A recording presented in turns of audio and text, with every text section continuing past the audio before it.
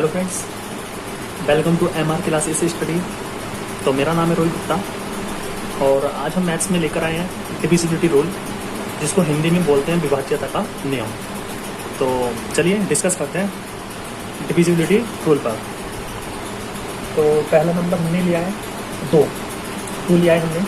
तो हम बात करेंगे डिविजिबिलिटी बाई 2 से विभाज्य कौन सी संख्याएं हो सकती हैं और इसका क्या रूल है।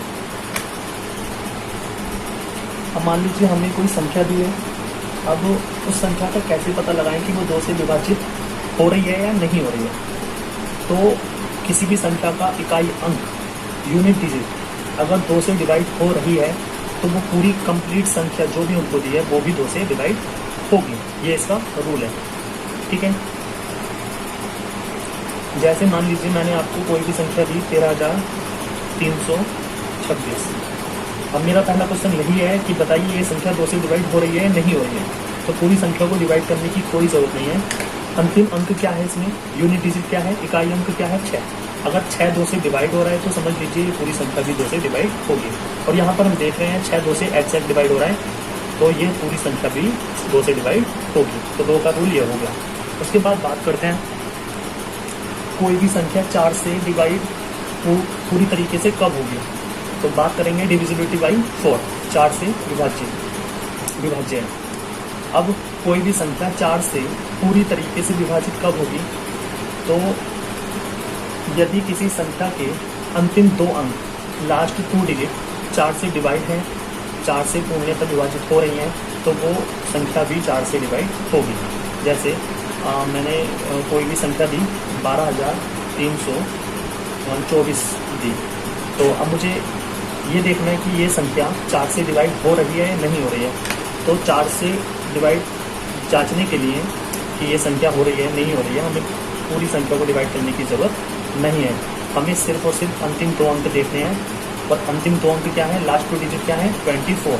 अगर 24 4 से डिवाइड हो रहा है तो समझ लीजिए ये पूरी संख्या भी 4 से डिवाइड होगी, ठीक है। 4 को हम क्या लिख सकते हैं, इस 4 को हम लिख सकते हैं 2 की पावर 2, ठीक है। इस 2 को क्या लिख सकते हैं, तो इस 2 को लिख सकते हैं 2 की पावर 1।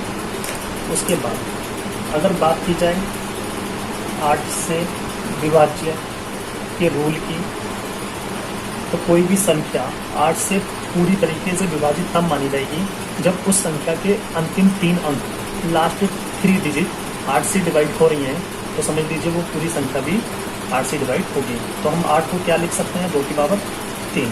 तो इस पावर, ये जो यहाँ पर पावर आ रही है, ये सिर्फ लास्ट के अंक को डिनोट करती है। जैसे 4 का रूल क्या है, अंतिम 2 अंक, तो अंतिम 2 अंक को ये डिनोट करती है। 8 का रूल क्या है, अंतिम 3 अंक। 2 का रूल क्या है, अंतिम अंक। भाई 2 से डिवाइड कोई भी संख्या तब डिवाइड होती थी जब अंतिम अंक 2 से डिवाइड होता था। तो यहाँ पर 1 है तो अंतिम अंक की बात कर रहा है। यहाँ पर 2 है, 4 में पावर 2 की क्या लगती है, 2। तो यहाँ पर अंतिम 2 अंकों की बात कर रहा है। 8 में पावर क्या लगती है, 3। तो यहाँ पर अंतिम 3 अंकों की बात कर रहा है। अब मान लीजिए यही संख्या है 12,332। 32 नहीं, कर लेते हैं इसको 36 कर लेते हैं यहाँ पर, ठीक है। अब हमें देखना है कि ये संख्या 8 से डिवाइड हो रही है या नहीं हो रही है। तो हमें अंतिम 3 अंक देखने हैं। अगर अंतिम 3 अंक 8 से डिवाइड हो रहे हैं तो समझ लीजिए ये संख्या भी 8 से पूरी तरीके से डिवाइड होगी। अब 16 से विभाज्य का क्या रूल आएगा, तो 16 से विभाज्य का रूल आएगा। 16 को क्या लिख सकते हैं, 16 को लिख सकते हैं 2 की पावर 4। अंतिम 4 अंक अगर 16 से डिवाइड हो तो समझ लीजिए वो संख्या भी 16 से डिवाइड होगी। 32 से विभाज्य का क्या रूल आएगा, तो 32 को आप लिख सकते हो 2 की पावर 5। अगर अंतिम 5 अंक 2 से डिवाइड 32 से डिवाइड हो रहे हैं अंतिम 5 अंक, तो समझ लीजिए वो संख्या भी 32 से पूर्णतः विभाजित होगी। इसी प्रकार अगर मुझे 64 से विभाज्यता का रूल देखना हो तो 64 को मैं लिख सकता हूँ 2 की पावर 6। तो अगर किसी भी संख्या के अंतिम 6 अंक 64 से डिवाइड हो रहे हैं तो समझ लीजिए वो पूरी संख्या भी 64 से डिवाइड होगी। अब बात करेंगे डिविजिबिलिटी बाई 5 से विभाज्य का क्या रूल है। तो किसी संख्या का अंतिम अंक यदि 0 हो या 5 हो, अंतिम अंक क्या हो, 0 हो या 5 हो, तो वह संख्या 5 से डिवाइड हो जाएगी, ठीक है। अगर किसी संख्या के अंत में 0 हो या 5 हो तो वो संख्या 5 से डिवाइड हो जाएगी। उसके बाद बात करते हैं 25 से विभाज्यता का रूल। तो 25 को मैं क्या लिख सकता हूँ, तो आप कहोगे 25 को आप लिख सकते हो 5 की पावर 2। और यहाँ पर 2 क्या डिनोट करता है, अंतिम 2 अंक। तो मैं यहाँ पर कह सकता हूँ कोई भी संख्या 25 से तब डिवाइड होगी जब उस संख्या के अंतिम 2 अंक, लास्ट 2 डिजिट 25 से डिवाइड हो रही हो, या लास्ट की 2 डिजिट क्या हो, 0 हो, तो वो संख्या 25 से डिवाइड होगी। जैसे मान लीजिए मैंने एक संख्या दे दी 100, तो हमें पता है कि यहाँ पर अंतिम 2 अंक क्या आए हैं, 0 आए हैं, तो ये संख्या 25 से डिवाइड होगी। अब मान लीजिए मैंने कोई संख्या दे दी 625, तो अगर अंत के 2 अंक 25 से डिवाइड हो रहे हैं तो समझ लीजिए पूरी संख्या भी 25 से डिवाइड होगी। अब बात करते हैं 125 से विभाज्य का रूल क्या है। तो 125 को हम क्या लिख सकते हैं, तो आप कहोगे 5 की पावर 3। तो यहाँ पर अंतिम 3 अंक या तो 0 हो, या अंतिम 3 अंक तो क्या हो, 125 से पूर्णतः विभाजित हो, तो वो पूरी संख्या भी 125 से डिवाइड हो जाएगी। ठीक है।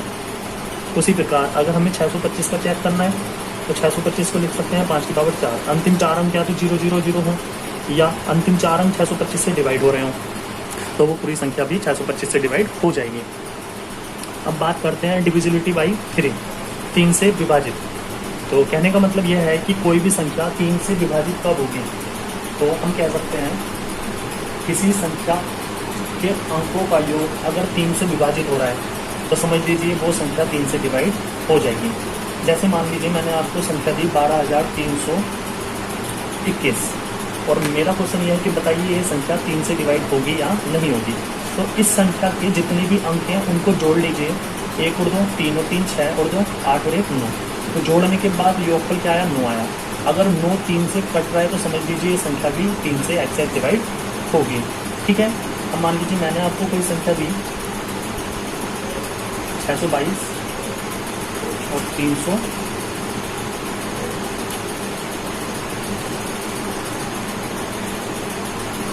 बस मैंने दी 62,232।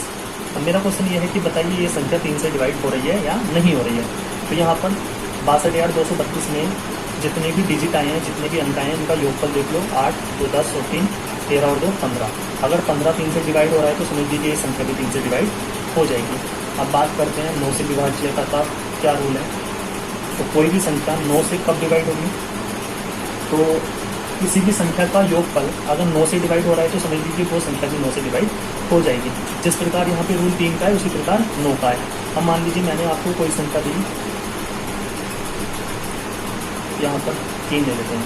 ठीक है। मैंने दी आपको 6,22,323। अब मेरा क्वेश्चन यह है कि बताइए ये संख्या 9 से डिवाइड हो जाएगी या नहीं होगी। तो इन संख्याओं का योगफल देख लीजिए क्या आएगा, 18 आएगा। अगर 18 9 से डिवाइड हो रहा है तो समझ लीजिए ये संख्या भी 9 से डिवाइड होगी। ठीक है। उसके बाद अब बात करते हैं डिविजिबिलिटी बाई 6, 6 से विभाज्य होने का नियम। कोई भी संख्या 6 से कब डिवाइड होगी। तो 6 को मैं क्या लिख सकता हूँ, 2 गुणा 3 लिख सकता हूँ, बिल्कुल लिख सकता हूँ।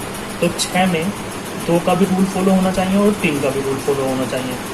मतलब जो 2 से विभाजित होने का हमने नियम देखा वो भी 6 में फॉलो होना चाहिए, और 3 से विभाजित होने वाला जो नियम हमने बताया वो भी इसमें फॉलो होना चाहिए। जैसे 2 का रूल मैंने बताया कि जिस संख्या के अंत में कोई भी अंक आएगा और वो 2 से डिवाइड हो रहा है तो समझ लीजिए वो संख्या भी 2 से डिवाइड हो जाएगी।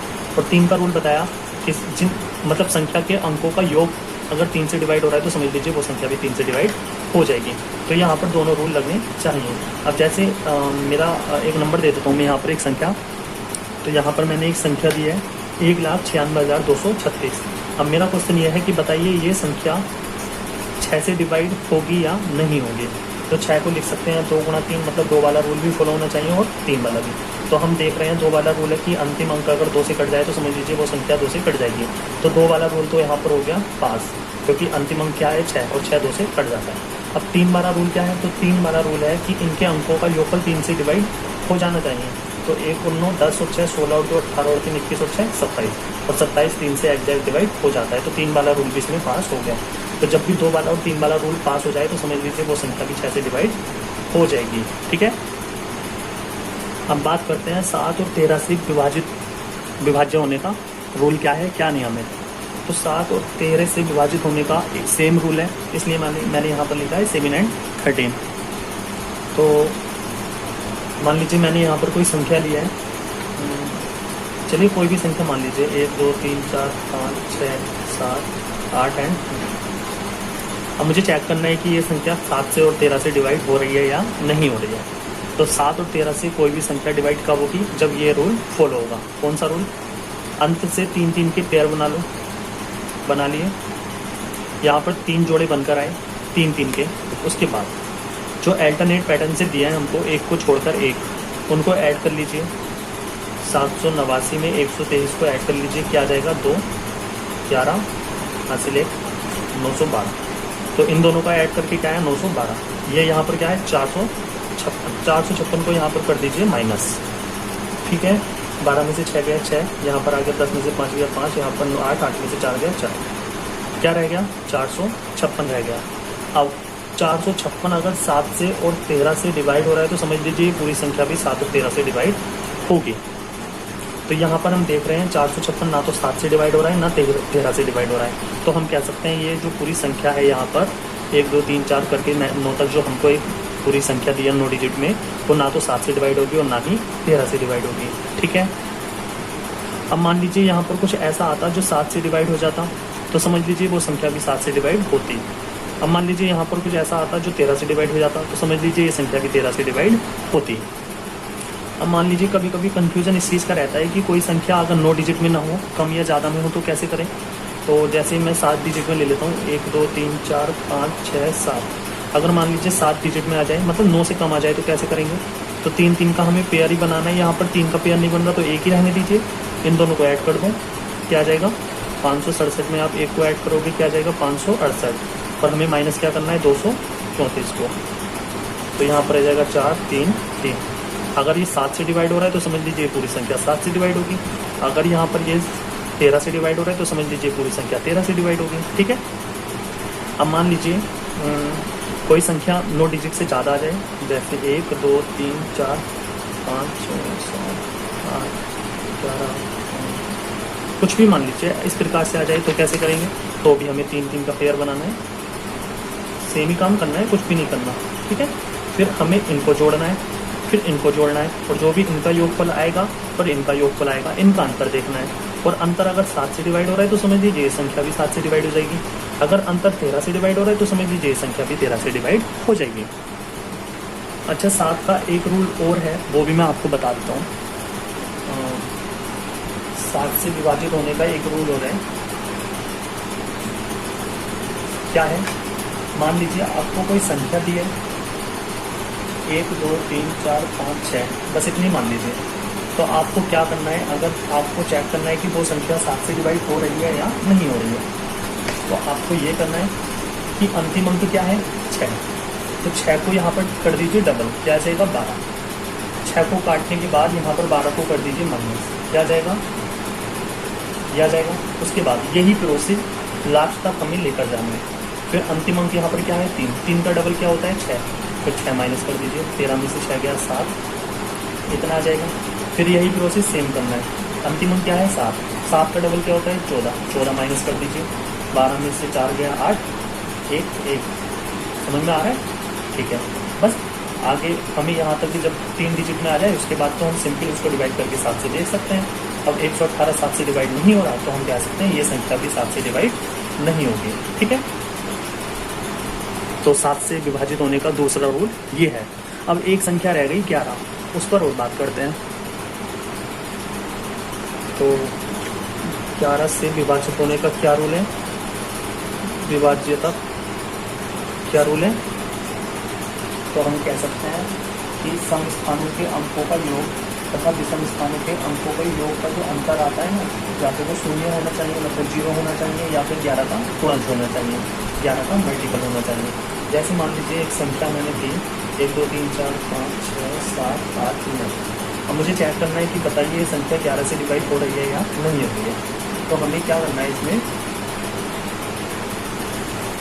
तो हमें क्या देखना है यहाँ पर? जो भी एक अंक को छोड़कर जो अंक आएगा उनको हमें ऐड करना है। 1 और 3 4 और 5 9, 9 और 7 16, 16 और 9 25। तो इन स्थानों पर अगर हमने इनका टोटल किया तो कितना आया? 25 आया। अब बात करेंगे इन स्थानों को जोड़ने की। 2 4 6, 6 और 6 12 और 8 20, और 20 कर देंगे इसमें से माइनस। तो यहाँ पर जो माइनस होने के बाद यहाँ पर जो आएगा या तो वो 0 होना चाहिए या 11 का गुणज। मतलब 11 का मल्टीपल होना चाहिए। अगर 0 या 11 का मल्टीपल हुआ तो समझ लीजिए ये संख्या 11 से डिवाइड होगी। अच्छा 0 समझ में आता है, 11 का गुणज क्या होता है, तो 11 का गुणज 11 आ जाए, 22 आ जाए, 33 आ जाए, 44 आ जाए, कुछ भी आ जाए बराबर में, तो समझ लीजिए वो संख्या 11 से डिवाइड होगी। तो चलिए हमने सारे अंकों पर देख लिया है कि कौन सी संख्या किससे कब डिवाइड होगी और किसका क्या रोल होता है। अब इस चैप्टर में कुछ क्वेश्चंस हैं और अभी कुछ रोल्स भी हैं जिस पर डिस्कस करेंगे हम नेक्स्ट पार्ट में इसी चैप्टर के। तब तक के लिए थैंक यू सो मच।